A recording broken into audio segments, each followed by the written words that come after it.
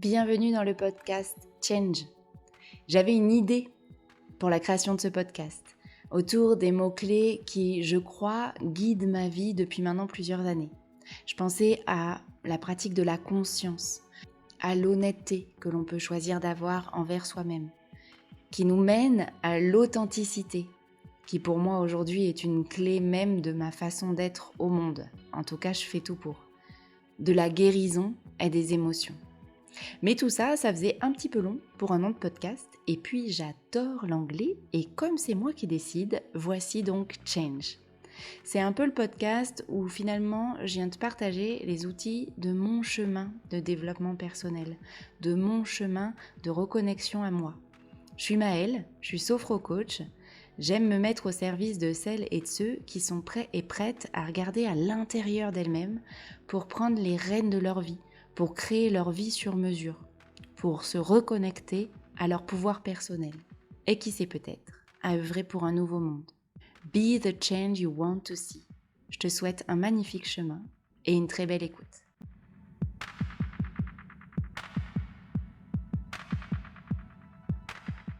Bonjour et bienvenue dans ce nouvel épisode du podcast Change. En ce mois de février, on parle routine. Lors du premier épisode concernant les routines, je t'ai évoqué l'importance du pourquoi, dans quel objectif, quelle envie tu souhaites nourrir en mettant consciemment en place de nouvelles pratiques régulières et fréquentes dans ta vie. Aujourd'hui, je vais venir te parler de mes routines. Non pas que je pense que ce sont les seules et les meilleures à avoir, mais parce que je me suis dit que mon partage pouvait peut-être t'inspirer et te parler et te donner l'élan de te lancer dans le chemin d'une nouvelle pratique quotidienne ou extrêmement fréquente, tu l'auras compris. Juste avant d'aller dans le détail de mes pratiques, j'avais envie de te parler de la pyramide de Stutz. Alors, la méthode Stutz, c'est la méthode d'un psychothérapeute que j'ai découverte via un documentaire qui est disponible, alors je ne sais pas s'il l'est encore, mais qu'en tout cas j'ai trouvé disponible sur la plateforme Netflix. Il y a peut-être d'autres endroits où découvrir ce documentaire. Et dans le contenu que j'ai particulièrement aimé et retenu de ce documentaire, il y a la pyramide de Stutz, du nom donc de ce thérapeute. Et je l'aime beaucoup parce qu'elle est simple à retenir et qu'elle permet d'avoir une bonne guidance sur quelles sont les étapes nécessaires pour s'énergiser. Parce que je crois que un des objectifs ou un des possibles que peuvent venir nourrir les routines, c'est bien ça, c'est relever notre niveau d'énergie, remplir notre réservoir. Tu sais, ce truc dont on oublie souvent de prendre soin. La pyramide de Stutz, à sa base, c'est un triangle en fait, considère-le comme un triangle. Sa base, donc la partie la plus large, la plus importante, lui, en tant que thérapeute, il recommande toujours de regarder et de prendre soin en premier de notre corps. Comment est-ce que tu prends soin aujourd'hui de ton corps? Ça veut dire le choyer, comment tu t'en occupes, et comment est-ce que tu le bouges, comment est-ce qu'il va, est-ce qu'il tiraille ou pas? Donc ça, c'est une question intéressante pour regarder le pourquoi tu pourrais avoir envie de mettre en place une routine au quotidien. La deuxième étape de la pyramide de Stutz, c'est tes relations. Comment vont tes relations? Tes relations à la maison, si tu ne vis pas tout seul ou toute seule, tes relations dans ton cercle proche, tes relations dans le cadre du travail, tes relations plus éloignées. Comment ça va de ce côté-là? Et est-ce qu'il y a des choses que tu pourrais choisir de regarder, de mettre en place pour que ça aille mieux, si tu trouves qu'il y a des points d'amélioration qui nécessitent ton attention? Et le dernier triangle en fait de cette pyramide, c'est soi, la relation à soi. C'est intéressant de voir, ça reste un point de vue, même si c'est un point de vue de thérapeute, ce n'est qu'un point de vue, c'est intéressant de voir que le soi vient après le corps et les relations. Alors tu vas peut-être me dire, oui, mais le corps et moi, c'est pareil. Dans le soi, c'est plutôt une question d'hygiène énergétique, émotionnelle et mentale. Et sans avoir pris soin de son corps, c'est compliqué ou plus difficile d'aller prendre soin de ses émotions, de son mental et de ses énergies. Et du coup, je te parle de cette pyramide parce que j'ai remarqué du coup et j'ai pu voir que la plupart de mes routines sont en fait centrées côté du corps et côté du soi. Et pour mes relations, j'ai a priori pas la nécessité, le besoin ou ressenti l'élan de mettre en place des routines spécifiques. Donc tu vas pas avoir beaucoup d'exemples allant en ce sens-là, même si dans la partie prendre soin de mes émotions et de mon mental, ça m'amène beaucoup de clarté aussi sur ce qui joue en l'autre et chez les autres, et ce qui me permet d'avoir un autre niveau de relation que ce que je pouvais avoir il y a une dizaine d'années par exemple. Pour te partager mes routines, en fait, je vais t'inviter au fil d'une de mes journées. Donc c'est parti. Je mets actuellement, et prends cet épisode de podcast comme quelque chose d'une photo d'un instant. Mes routines sont pas là à vie. Mes routines évoluent. Elles évoluent. J'ai pas de rythme pour les faire évoluer, mais si j'essaye de faire une photo tous les trimestres ou tous les 6 mois, ça bouge. Donc là, depuis le mois de janvier, voici ce que je mets en place. Je mets donc mon réveil à 6h28. Je déteste les heures rondes, donc pour m'amuser, et c'est juste pour m'amuser, je mets mon réveil à 6h28. Je le mets à 6h28 tous les jours, sauf le week-end, mais ça donne un rythme à mon corps qui fait que même le week-end, je me lève facilement assez tôt, en fait. Et surtout, c'est là où je viens te montrer comment une routine, elle n'est pas là pour être un carcan, mais où elle est là pour être une guidance. Je me pose la question tous les soirs en mettant mon réveil en route de est-ce que c'est bien ok pour moi de mettre mon réveil à 6h28 demain ? Est-ce que je me sens pas particulièrement fatiguée ? Est-ce que j'ai pas eu une journée très challengeante qui fait que je pourrais avoir envie de m'accorder plus de temps de sommeil le matin ? Voilà, donc au moment où j'enregistre cet épisode, pour te donner un exemple très concret, ce matin, vendredi, pour la première fois depuis, je crois, plus de 15 jours, je n'ai pas mis mon réveil à 6h28 et je me suis réveillée à 7h à peu près, de façon spontanée, et c'était ok.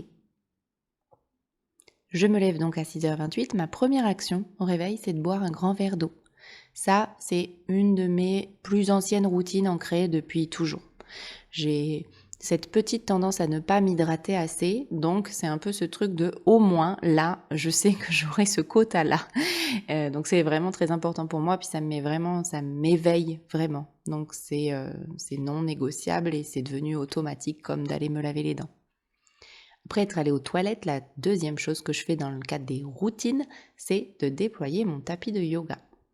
Et sur ce tapis de yoga, je fais du yoga. Certains diraient que c'est pas tout à fait du yoga parce qu'en général, pour moi, mes routines sont rapides. Je n'aime pas avoir des routines qui me prendraient 1 heure. Je sais que ça me correspond pas du tout. Donc tu vas entendre un déroulé de journée avec des courtes routines. Et ma pratique de yoga le matin, elle dure 10 à 15 minutes. Franchement, les fois où je dépasse sont extrêmement rares. Et encore une fois, flexibilité.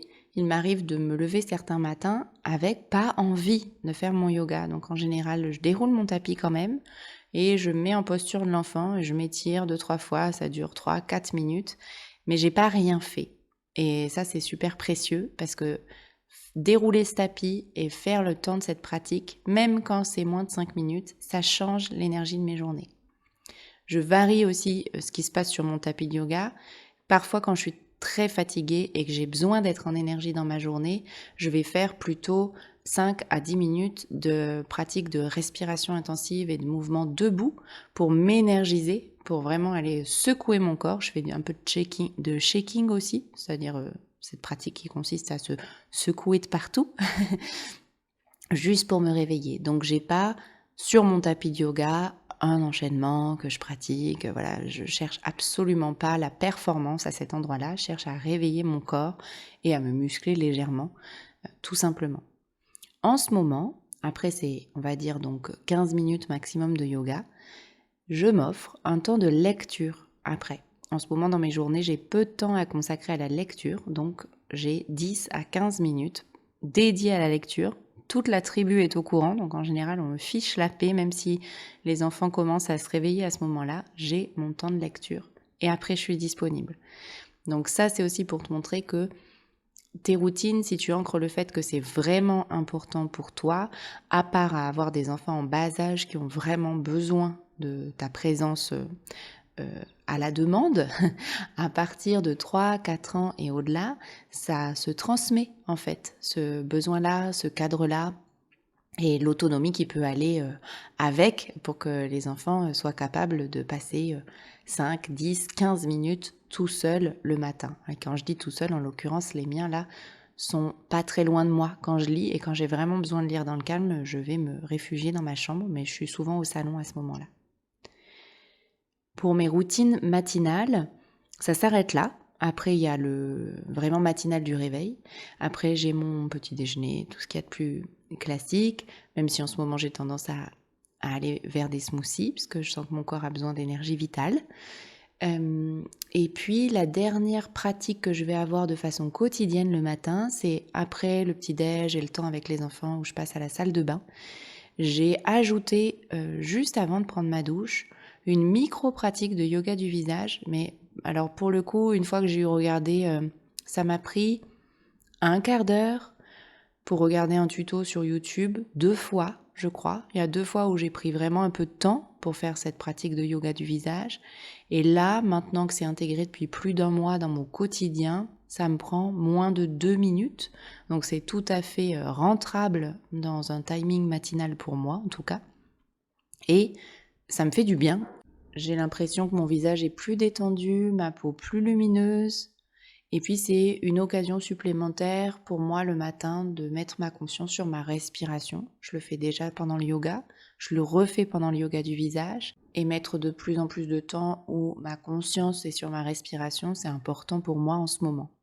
Au quotidien, encore, j'ai d'autres routines que j'intègre cette fois-ci à ma pause du midi. Alors en ce moment, encore une fois au moment où je tourne ce podcast, j'ai 2 travails et du coup, j'ai vraiment ressenti le besoin de faire une coupure claire et énergisante et de me changer les idées pour que je puisse transitionner d'un travail à l'autre. Donc j'ai un poste le matin et après je travaille à mon compte les après-midi. Donc à midi, quand je rentre chez moi, je prends le temps de manger, puis je vais me promener. Alors j'ai la chance d'avoir emménagé il n'y a pas très longtemps dans un quartier d'une ville de banlieue montpelliéraine, et on est entouré par de la verdure, des champs, des petits bouts de forêt et des petits ruisseaux. Donc j'ai pas besoin de prendre ma voiture pour avoir en plus une connexion à la nature. Et encore une fois, comme je te l'ai dit tout à l'heure, mes routines sont courtes, donc cette balade n'a pas vocation à me faire faire 10 000 pas par jour. Cette balade, elle a vocation à m'aérer l'esprit, à me faire quand même marcher parce que je trouve ça important de me mettre en mouvement, à profiter de la lumière du jour et à voir du vert de la nature. Certains diraient que c'est pas vraiment la nature parce que je passe par les quartiers, parce que c'est pas des immenses forêts, parce que voilà, je vis pas non plus dans un parc naturel, mais je choisis de considérer que cette nature-là qui est à portée de mon pas de porte est déjà un magnifique cadeau et me permet d'aller me déconnecter, reconnecter pour un quart d'heure, 20 minutes en toute simplicité. J'ai ma porte à fermer, mes baskets à enfiler et je suis partie. Et puis un vrai rythme de mamie, puisqu'en général, quand je rentre de cette balade, eh bien, je dors. Et je dors très peu, je t'ai dit, routine courte. Je mets en général mon réveil à 10, 15 minutes maximum. Et je m'accorde ce temps pour en fait ne rien faire. C'est un temps où je n'ai pas de musique, pas de podcast, pas de vidéo, rien. Le vide. C'est un des exercices que j'ai appris à pratiquer et que j'apprends à pratiquer depuis que je fais ma formation de coaching Coach from the Heart, qui est un magnifique complément aux outils que j'avais déjà. Et j'adore avoir ce moment. Alors très souvent, en vrai, je ne fais rien pendant 2 ou 3 minutes, puis je m'assoupis. mais j'aime beaucoup cet espace-là qui est très rechargeant pour moi, qui est un sommeil assez léger et des nuits assez courtes. J'ai besoin de peu de sommeil, mais je dors quand même peu, même pour quelqu'un qui a besoin de peu de sommeil. Donc, c'est précieux pour moi d'avoir ce temps de recharge après la balade. Dans l'idée de se faciliter le plugin, l'accrochage de nouvelles habitudes, j'ai oublié de te dire que pendant ma balade, donc qui dure 15, 20 à 30 minutes max les jours où j'ai vraiment besoin de plus, pendant ce temps de balade-là, en fait, c'est un temps où j'en profite pour écouter Donc j'écoute soit des extraits de formation, soit des podcasts inspirants. Et du coup, comme j'ai mis cette pratique en place vraiment de façon hebdomadaire, plusieurs fois par semaine, il y a juste un peu plus d'un mois, du coup, là, j'envisage me réabonner. J'avais arrêté mon abonnement à Audible, qui est un super outil pour écouter des livres audio. On en trouve aussi gratuitement quelques-uns en ligne, mais c'est vrai que l'avantage d'Audible, c'est que c'est quand même souvent bien lu, bien traduit. Et ça me permettrait, donc là tu vois, je suis en train de te parler de comment je suis en train de penser à améliorer une de mes routines déjà existantes, ça me permettrait d'augmenter mon temps de lecture, de connexion à des écrits en tout cas, même si c'est par l'audio, sans prendre plus de temps sur mes journées. Donc c'est vraiment intéressant de te poser les questions. Premier épisode, tu t'es posé la question du pourquoi. On a recommencé ce deuxième épisode un peu avec la pyramide de Stutz, donc qui te permettait aussi d'aller finir de nourrir le pourquoi, mais en comment est-ce que tu vas intégrer tes choses le plus facilement possible. Et si tu as déjà des toutes petites routines que tu n'avais même pas conscientisé que c'était du bien-être, comment est-ce que tu peux ajouter quelque chose sans que ça devienne du trop. Mais parfois, c'est très simple de rajouter quelque chose sur quelque chose qu'on fait déjà pour l'upgrader, en fait, pour le faire passer au niveau supérieur. Des choses que je ne fais pas, mais si tu aimes bien, par exemple, cuisiner, ça peut être l'occasion d'être un moment justement pour écouter des audios, des vidéos, des choses inspirantes. Voilà, si tu sens que tu as besoin de nourrir ton mental avec des choses qui t'inspirent, des choses qui te permettent de passer le niveau supérieur à l'intérieur de toi, de prendre plus conscience de plein de choses, d'écouter des podcasts. Donc voilà. Si je déroule enfin le fil de ma journée, le soir, j'ai peu de routine au niveau quotidien. J'en ressens moins le besoin. Je prends soin en ce moment de prendre un petit traitement de plantes justement pour améliorer mon sommeil. Donc on considère ça comme une routine ou pas. Pour moi c'est une routine parce que jusqu'ici ça faisait un petit moment que je ne le faisais plus, donc j'ai besoin de reprendre la cadence. Mais ça s'arrête là. Et puis après le soir c'est plutôt justement ma sociabilisation au sein de ma tribu et ça me va très bien comme ça. Maintenant, ça peut être intéressant pour toi de voir s'il n'y aurait pas des routines que tu aurais envie d'intégrer le soir. Ça, c'était vraiment mon quotidien. Quand je dis quotidien, même dans toutes les routines que je t'ai partagées, il y en a certaines qui n'ont pas lieu tous les jours. La marche, par exemple, de la pause du midi, elle a lieu 3, non, soyons honnêtes, 2, 3 à 4 fois par semaine. Et c'est assez pour moi, ça me fait du bien, c'est ce qu'il me faut. Ça me laisse la liberté de, si un jour il fait pas beau, ou si j'ai vraiment pas l'élan, eh ben, je suis ok avec ça. J'ai ensuite d'autres routines que j'ai eu pratiquées pendant des challenges de 21, 30 jours, ou peut-être même sur plusieurs mois, et qui sont aujourd'hui intégrées au fil de l'eau dans mes semaines ou dans mes mois. C'est des routines qui concernent beaucoup le prendre soin de mon corps, avec par exemple des rituels que j'ai autour du bain, que j'adore prendre le plus régulièrement possible. Donc les moments de ma vie où j'ai besoin de me recharger, je me recharge beaucoup par l'eau. Et du coup, je vais faire peut-être même parfois 2 bains par semaine. Et en général, les routines autour du bain sont les mêmes. Et en ce moment où j'ai assez de pratiques en place et puis une vie assez équilibrée et où j'ai pas besoin de surplus d'énergie, je vais prendre 1 ou 2 bains par mois et c'est ok pour moi.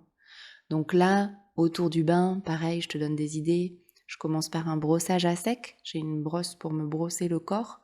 Pour moi, clairement, typiquement, routine à mettre au quotidien, beaucoup trop contraignante pour moi. Donc j'ai fait le choix de la mettre plutôt sur un événement qui a lieu moins souvent. Puis gommage et masque du visage, et puis en sortant du bain, hydratation de la tête aux pieds avec mes petits laits pour le corps. C'est des toutes petites choses, mais c'est des toutes petites choses que je fais vraiment en conscience à chaque fois, et ça change la donne. J'ai aussi des routines et des rituels qui sont associés à des moments clés dans mon travail ou dans les choses que je mets en œuvre dans ma vie. Par exemple, souvent, voire très souvent, voire à chaque fois, avant un rendez-vous, en fait, j'ai une petite routine de 1 à 5 minutes pour me recentrer, m'énergiser selon mon besoin du moment et me préparer mentalement, énergétiquement, émotionnellement à être présente et disponible pour vous.